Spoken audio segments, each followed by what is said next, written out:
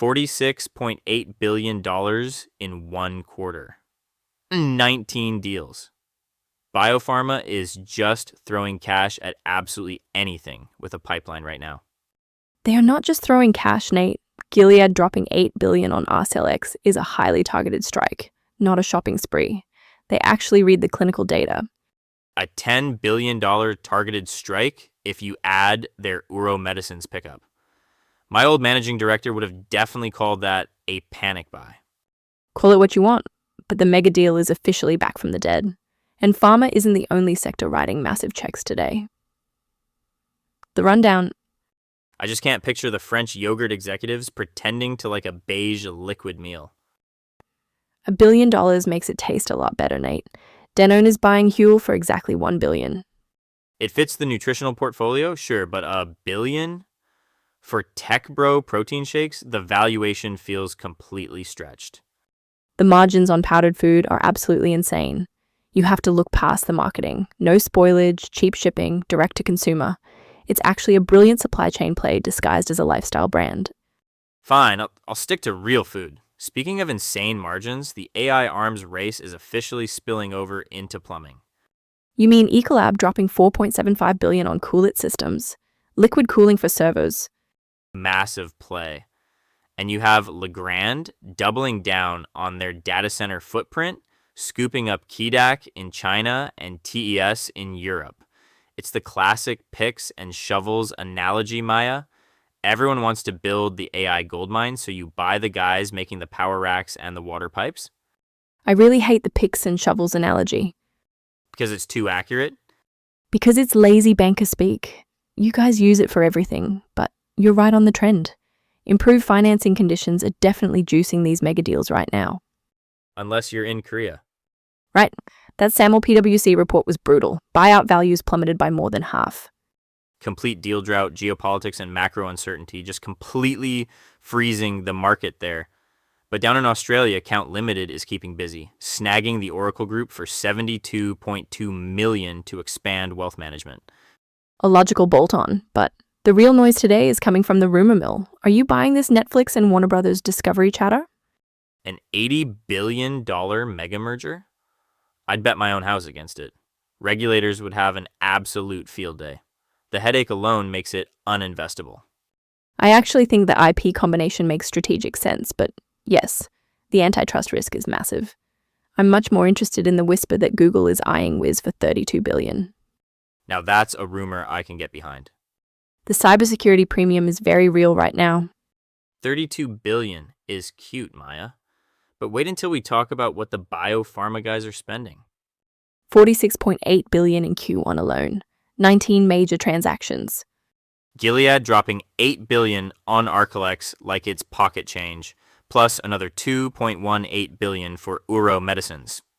I pulled the Arcellx filings last night. You're going to want to hear what Gilead is actually paying for, because the headline number is hiding the real story. The big one. $46.8 billion in 3 months. I just need us to sit with that number for a second. 19 major transactions in Q1 alone. The biopharma sector isn't just hot right now, it is completely unhinged. It is a feeding frenzy, and Gilead is at the absolute center of it. They just wrote an $8 billion check for Arcellx plus another $2.18 billion for Ouro Medicines. That is a $10 billion shopping spree. Which is exactly why I am terrified for their shareholders. Oh, come on. Arcellx gives them a massive foothold in cell therapy. It is a classic land grab.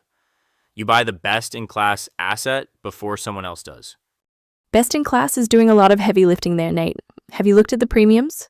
They are paying an 80% markup on Arcellx's 30-day volume-weighted average price. That is not a land grab. That is panic buying. It is not panic buying when the financing window is this wide open. Market conditions are practically begging these guys to do mega deals again. The debt is cheaper than it has been in 2 years. If you are Gilead, you use your balance sheet as a weapon. A weapon that might blow up in their hands. Look at Merck. They shelled out $6.74 billion for Terns Pharmaceuticals. Same quarter, same market conditions, but Merck actually staggered the earnouts based on clinical milestones. Gilead just backed up the Brinks truck and handed over the keys. Okay, spoken like a true journalist who never had to win a competitive auction. I will take that as a compliment. You should. But look, when you are in the room and Big Pharma is circling, you do not win an $8 billion asset with cute milestone structures. You win with cash. Merck got lucky with Terns because the competitive tension was lower. I disagree. Merck read the room better. I was reading the Ouro Medicines deal proxy last night. Because of course you were. Obviously. And buried on page 42, Gilead agreed to take on all the legacy manufacturing liabilities. Every single one. No indemnification cap. Wait, really? Uncapped? Uncapped. The lawyers must have been sobbing into their keyboards. Honestly, as a former banker, I am just calculating the advisory fees on $46 billion and trying not to cry. That is a lot of new Porsches in Manhattan. Well, the advisors at PwC are warning about a massive deal drought in Korea right now, so maybe they should save some of those Porsche payments for a rainy day. Fair point. Geopolitics ruining the fun again. But speaking of massive checks and panic buying, Biopharma isn't the only sector throwing billions at a wall to see what sticks. You are talking about the cooling systems deal. $4.75 billion for liquid cooling. Ecolab is entering the chat, and the AI infrastructure wars are getting weird. We need to talk about it. Voices. So every analyst on the street this week is parroting the exact same line.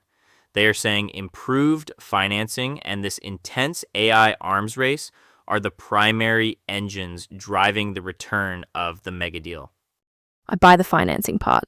Debt is finally manageable. But slapping the AI label on this entire resurgence is just lazy analysis. You do not think tech is leading this? I know it is not. Look at Biopharma. They just dropped $46.8 billion in the first quarter alone. Gilead spent $8 billion on Arcellx and another $2.18 on Ouro Medicines.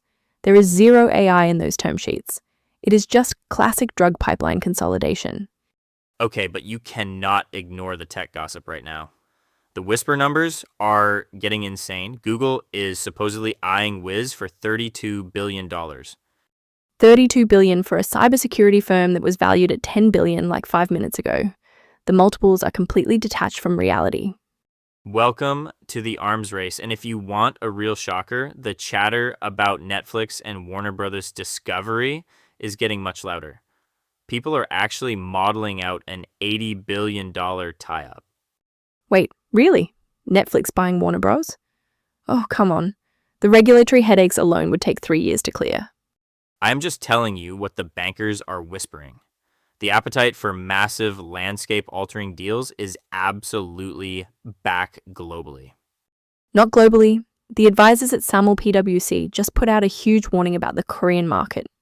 Buyout values there have plummeted by more than half, over a 50% drop. Well, they are dealing with massive geopolitical headwinds right now. Geopolitics and macro uncertainty. My point is, while Wall Street is popping champagne over AI and streaming monopolies, a major Asian market is experiencing a total deal drought. The global narrative is completely fractured. That is actually a great point. And speaking of fractured markets, we need to track how private equity is reacting to all this tomorrow. Sponsors are looking at these public markets and seeing a lot of trapped value.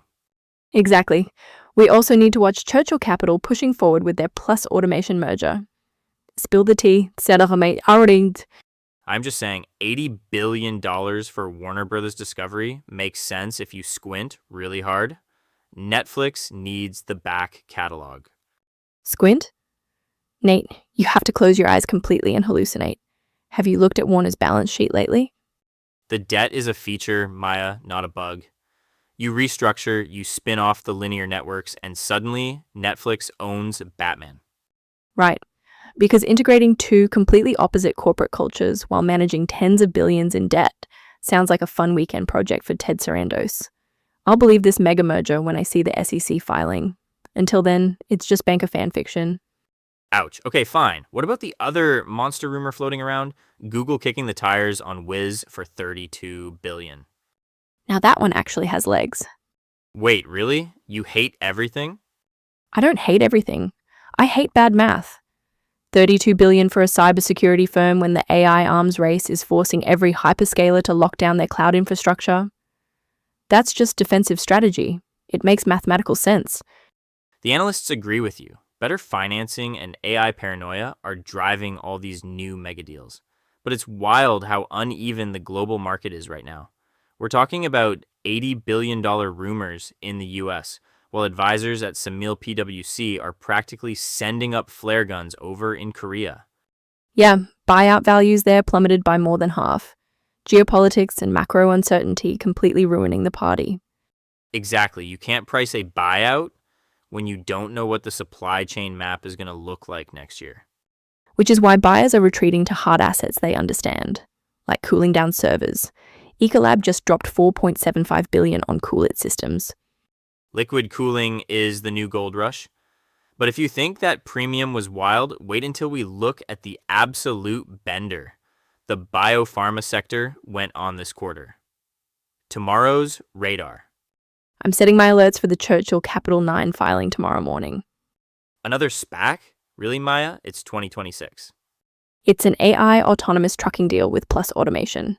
The post-effective amendment just dropped, and I need to see the redemption numbers. I guarantee they're bleeding cash. Nobody cares about a trucking SPAC right now. Not when the rumor mill is screaming about Netflix and Warner Brothers Discovery. Oh, come on. An $80 billion media tie-up? Regulators would laugh them out of the building. You say that, but improved financing conditions are pushing mega deals back into the spotlight. If Google is actually circling Wiz for $32 billion, massive consolidation is absolutely on the menu. I'll believe Netflix and Warner when I see a signed term sheet. Until then, I am reading the Churchill footnotes. Have fun with your trucking spreadsheets. We'll see if big tech drops a $32 billion bomb on us tomorrow.